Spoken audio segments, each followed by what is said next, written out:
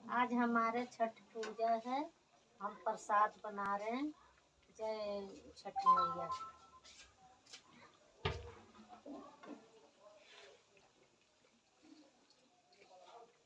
और एक हम गाना सुनाएंगे।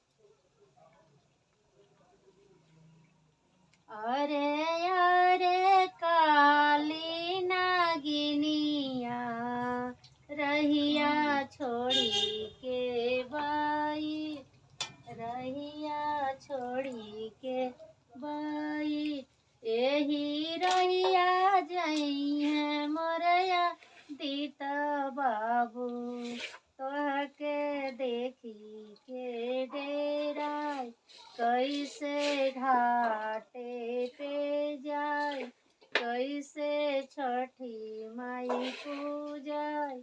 अरे अरे काली नागिनिया रहिया छोड़ी के बा